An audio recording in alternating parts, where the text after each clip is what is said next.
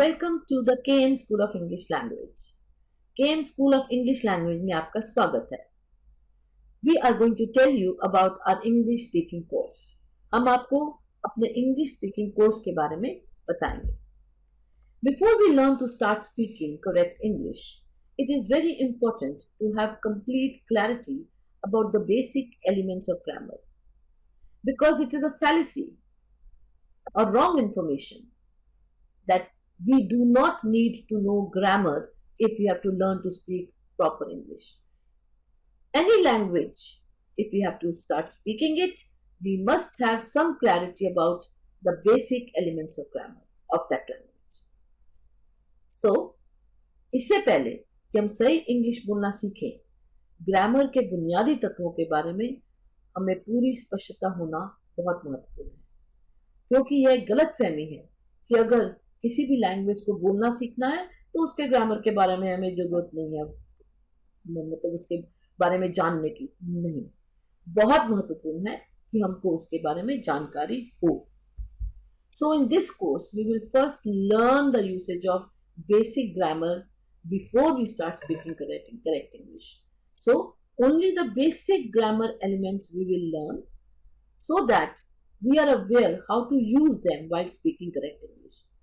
तो हम सही इंग्लिश बोलना शुरू करने से पहले इस कोर्स में बुनियादी व्याकरण या ग्रामर का उपयोग सीखेंगे, जिससे कि हमें पता हो कौन सा शब्द कहाँ लगाना है, किसकी जरूरत कहाँ है। यह बहुत ही महत्वपूर्ण है। Welcome back. In the previous videos we had spoken about noun and pronoun. Now we will begin with adjective. And after adjective, we will also learn about verb, modals, which are also called helping verbs, tenses, subject verb agreement, adverb, articles, preposition, conjunctions, and interjections. I must remind you that this is a very basic knowledge which I am imparting about the various elements of grammar. ये grammar की बहुत ही basic knowledge आपसे मैं साझी कर रही हूँ। Detail में आपको क्लासेस अलग से लेनी पड़ेंगी। We start with adjectives.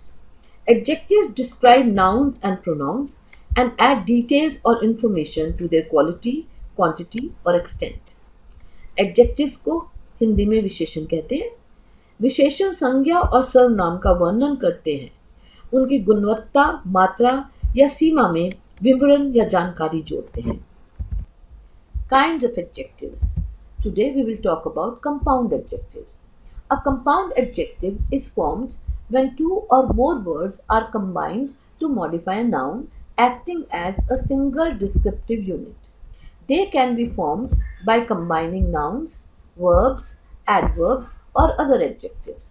For example, the phrase single-minded is a compound adjective formed by combining two adjectives, single and minded. Compound adjectives help us add more detail to a sentence and make it more descriptive. The most common compound adjectives are formed by combining two adjectives, such as big-hearted, well-dressed. However, other types are also possible. For example, a compound adjective can be formed by combining a noun and an adjective, such as snow white, or by combining a verb and an adverb, such as carefully crafted. Key characteristics of compound adjectives. Hyphenation. Often compound adjectives are hyphenated, especially when placed before the noun they modify. However, some compound adjectives, particularly those with adverbs ending in ly, may not be hyphenated. Function. Compound adjectives function as a single unit to modify a noun, adding detail and clarity to the description. For example, Pallavi is a hard-working student. I am looking for a long-term solution. His house was old-fashioned. Kajol is a well-known actress. Amita had prepared a mouth-watering treat for us. Compound adjective, जो कि संयुक्त विशेषण के नाम से जाने जाते हैं, ये तब बनता है जब दो या दो से अधिक शब्द किसी संज्ञा को संशोधित करने के लिए मिलकर एक वर्णनात्मक इकाई के रूप में कार्य करते हैं। इन्हें संज्ञा, क्रिया, क्रिया विशेषण या अन्य विशेषणों के संयोजन से बनाया जा सकता है।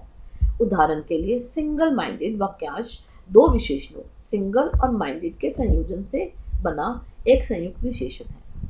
संयुक्त विशेषण हमें वाक्य में अधिक विवरण जोड़ने और उसे अधिक वर्णनात्मक बनाने में मदद करते हैं। सबसे आम संयुक्त विशेषण दो विशेषणों के संयोजन से बनते हैं, जैसे बिग हार्टेड, वेल ड्रेस्ड। हालांकि अन्य प्रकार भी संभव है।